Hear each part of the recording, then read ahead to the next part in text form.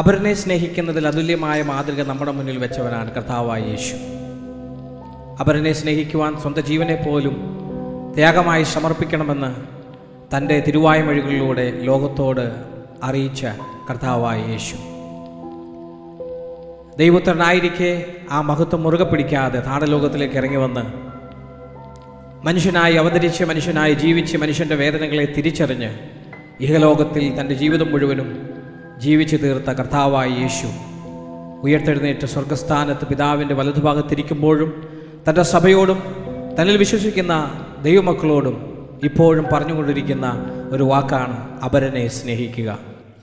കർത്താവായ യേശു ക്രിസ്തുവിൻ്റെ വായ്മൊഴികൾക്ക് അനുസരണമുള്ളവരായി സ്നേഹിക്കുവാൻ നമ്മൾ പഠിക്കുകയും മറ്റുള്ളവരെ പഠിപ്പിക്കുകയും ചെയ്യുക.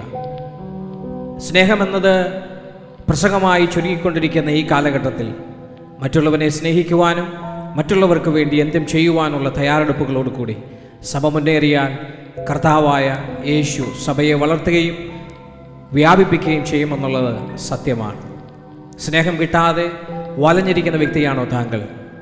പ്രയാസങ്ങളും പ്രതികൂലങ്ങളും അവഗണനകളും സഹിച്ച് മാറിയിരിക്കുന്ന വ്യക്തിയാണോ നിങ്ങൾ? ജീവിതം എന്തിനെന്ന് ഓർത്തുകൊണ്ട് തകർന്ന് തരിപ്പണമായി പോയ ജീവിതവും കയ്യിലേന്തി പ്രതീക്ഷയില്ലാതെ മുന്നോട്ട് പോകുന്ന ജീവിതമാണ് താങ്കളെങ്കിൽ കർത്താവായ യേശു ക്രിസ്തു താങ്കളെ സ്നേഹിക്കുന്നു എന്ന സദ്വാർത്ത ഞാൻ ഈ സന്ദേശത്തോടെ നിങ്ങൾക്ക് കൈമാറുകയാണ്.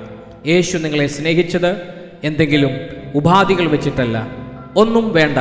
യേശുവെ, ഞാൻ നിന്നെ സ്നേഹിക്കുന്നു, നിന്റെ സ്നേഹം എനിക്ക് അനുഭവിക്കുവാൻ എന്നെ പ്രാപ്തനാക്കണമേ എന്നുള്ള ഒറ്റ പ്രാർത്ഥനയോടെ കർത്താവിൻ്റെ സന്നിധിയിലേക്ക് വന്നാൽ ഈ നിമിഷം, നിങ്ങൾ കേൾക്കുന്ന ഈ നിമിഷം തന്നെ നിങ്ങളിലേക്ക് വന്ന് നിങ്ങളുടെ ആകുലതകളെ മാറ്റി, നിങ്ങളുടെ പ്രയാസങ്ങളെ മാറ്റി, പ്രതിസന്ധികളെ മാറ്റി, നിങ്ങളെ പുതിയൊരു സൃഷ്ടിയാക്കി മാറ്റി, പുതിയൊരു മനുഷ്യനാക്കി മാറ്റി, നല്ല ജീവിതം തന്ന് നല്ല ഭാവി പടുത്തുയർത്തുവാൻ ദൈവം നിങ്ങളെ സഹായിക്കും. ബൈബിൾ ഇങ്ങനെ പറയുന്നു, ദൈവം സ്നേഹം തന്നെ.